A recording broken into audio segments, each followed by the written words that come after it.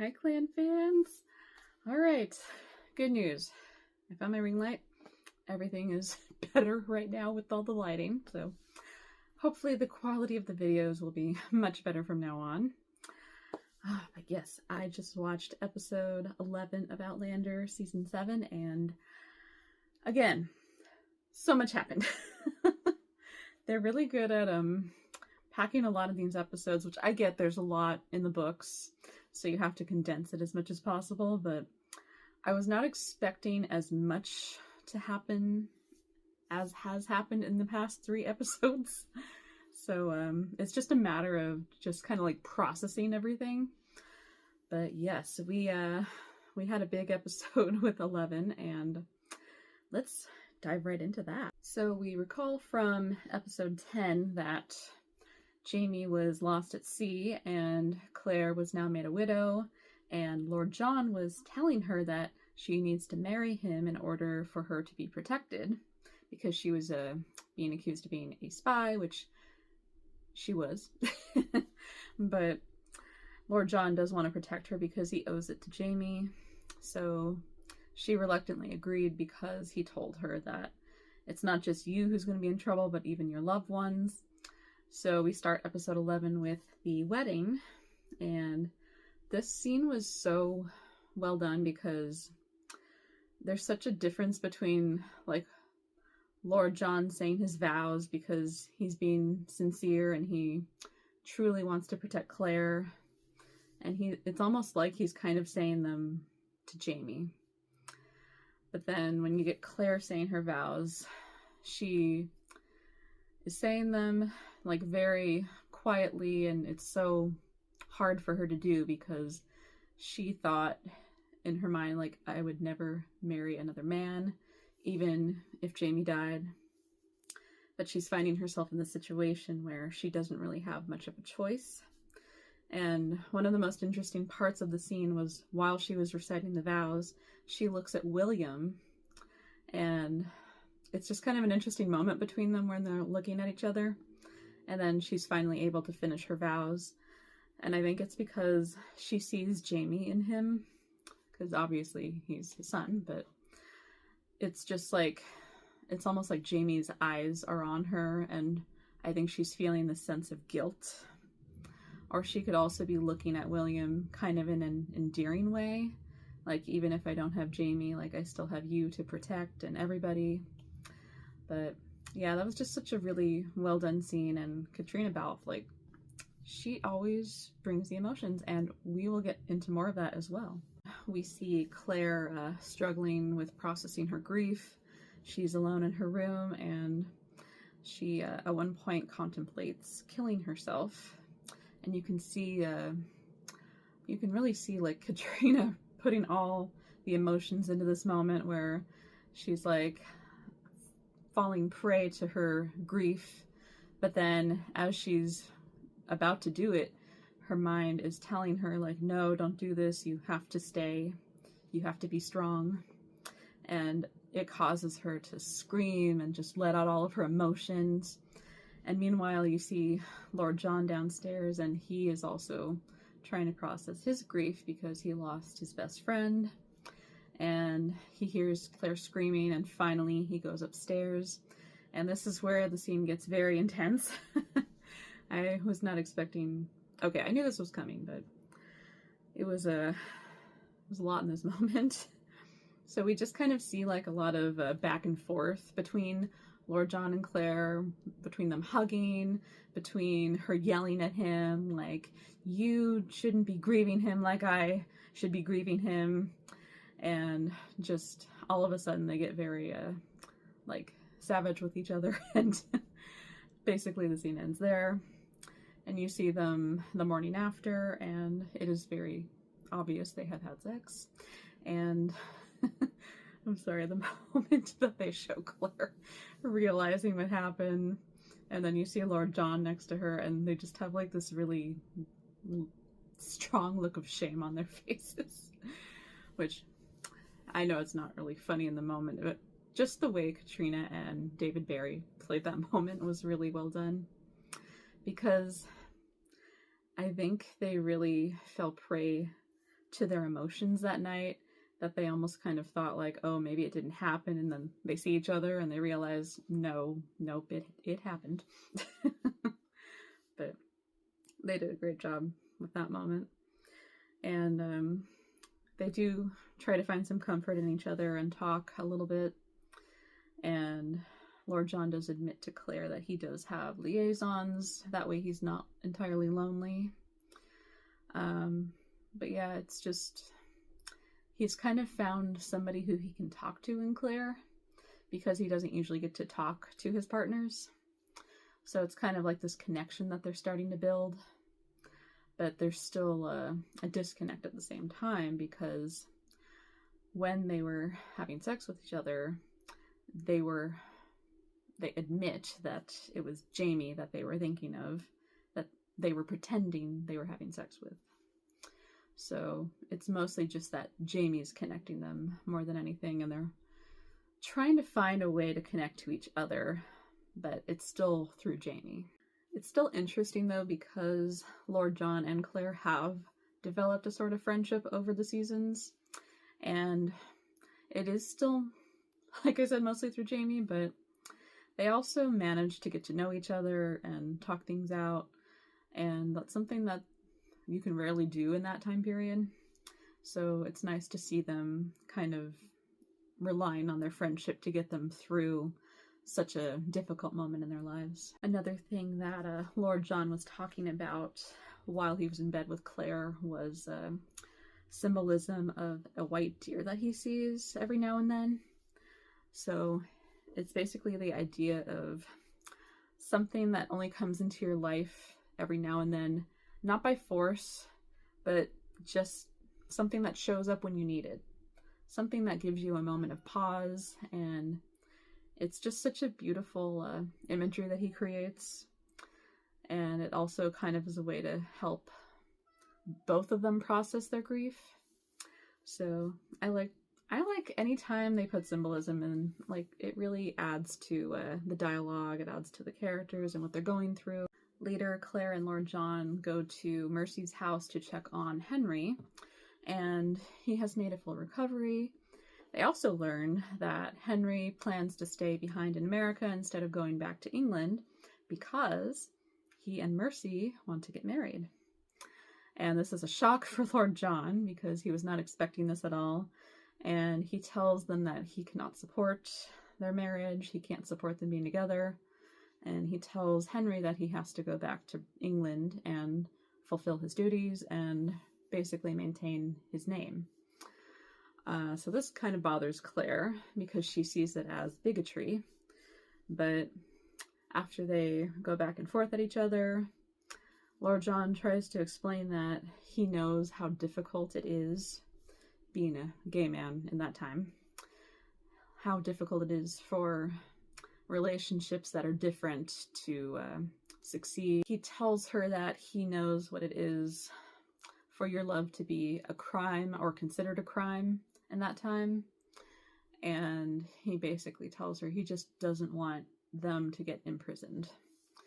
So it's not particularly that he doesn't agree with their relationship, it's that he has to follow certain protocols at that time period, which he tries to expect everybody to do, because that's basically the only way you survive in that time period. And speaking of societal norms, he expects Claire to join him at a dinner that they are having for the Loyalists that night.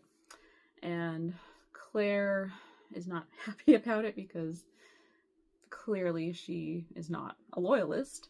She doesn't want to show any form of support for them. But Lord John, understanding her position at the same time, he tells her that as his wife, this is just what they have to do. And eventually, Claire does actually show up, and it's actually a nice scene, because John was earlier telling her, like, even though we don't have to be in love, we don't have to share a bed, you still have to, like, be there and support me, basically as a friend. And that is what she does. And who is attending the dinner but Captain Richardson. And I believe he was the one, yes, he was the one at the end of last episode who warned Lord John about Claire's potential arrest. And while Captain Richardson is dancing with Claire, he actually admits to Claire that he's a rebel, which I did not see that coming. I know some things from the books. I didn't know that. I don't even know if that character's in the books. But yes, he basically tells her, like, the reason why I told Lord John is because I knew that he would want to protect you, and basically this is his way of getting somebody to spy on Lord John and the Loyalists. So Claire actually declines because she doesn't want to do that to Lord John, especially after all that he's done for her. But I don't know if he's going to come back into play in future episodes. I would assume they're setting something up here, but I'm not sure what exactly they're setting up. But it'll be interesting to see how his character is important for the rest of the season. Now, before I get to the end of the episode, because big thing to talk about there, we do get to see young Ian and Rachel. They are out in the country, and basically Ian has made a grave for Jamie, and he is saying a prayer for him. And he gets to finally tell Rachel his story about what he's gone through between marrying Emily and having a son. And it's really interesting to see Rachel, like, grasping everything that young Ian is telling her.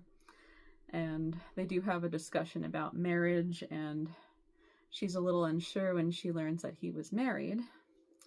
But he assures her that even though Emily chose him, he chooses Rachel with all his heart.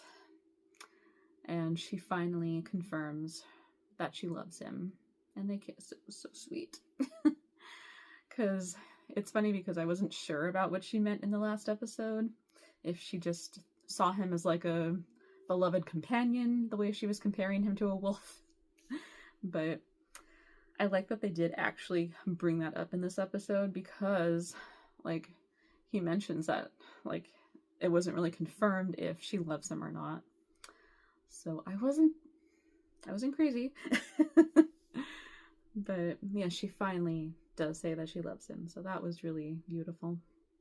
In terms of Ian dealing with Jamie's death, he hopes that Jamie is up in heaven comforting or keeping his father company, and he admits to Claire once he visits her that he actually considered Jamie like a second father to him, and it felt like he lost two fathers now.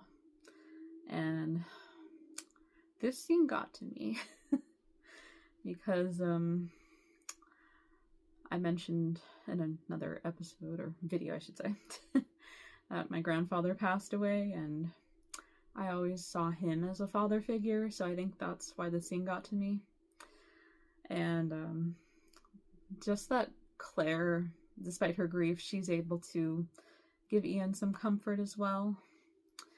And he also apologizes to her, and he wanted to say goodbye to her if she does end up leaving the past and going back to the future, like she and Jamie have discussed in previous seasons. But yeah, it was just such a sentimental moment because young Ian really cares about Claire, and he doesn't want to see her go, but he also understands if she does. But Claire confirms to him that she's not leaving because she and Jamie wanted to see the war through for their loved ones.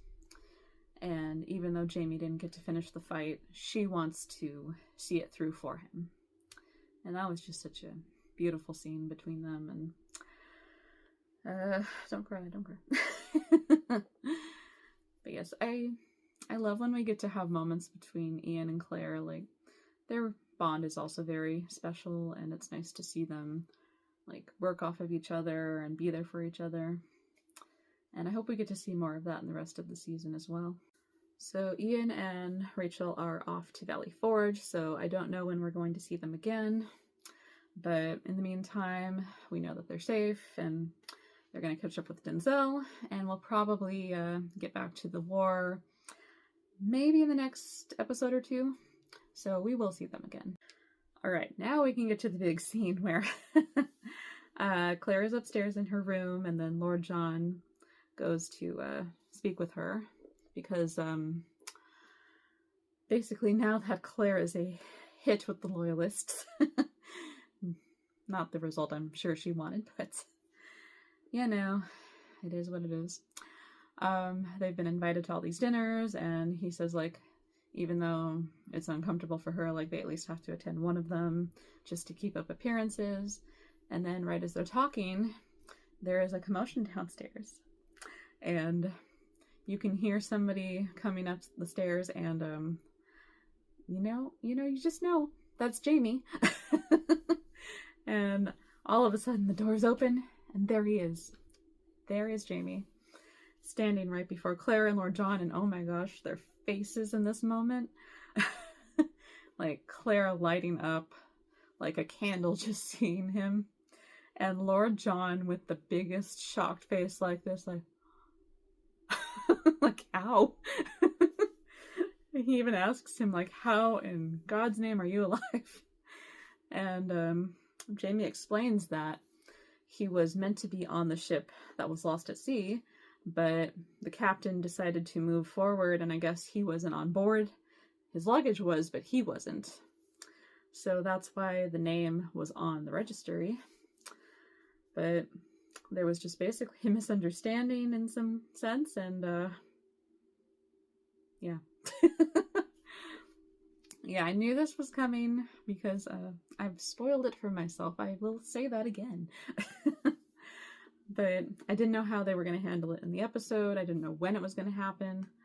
But yes, we basically spent almost 2 episodes without Jamie, but just to see Claire so happy to see him again, that was such a beautiful moment. Unfortunately, Lord John has to end the reunion a little short here because he tells Jamie that William's going to be back, and William sees Jamie as a traitor. Lord John might be understanding about it, but William not so much. However, he calls him his son as he's speaking to him. The door is open, and right as Jamie and Claire head out to leave, guess who is standing on the other side of the door? If you guessed William, yes, you're right. So yes, he overheard that, and he is in shock, and he becomes very angry, telling Jamie that he does not want anything of his. He doesn't want his name, which Jamie gave him a papist name, which was his name when he was a child. And then he hands him back his rosary that Ian had given him in the earlier season. And then he goes after Lord John. He's very mad at him as well. And all of this is cut short because soldiers barge in because they want to arrest Jamie.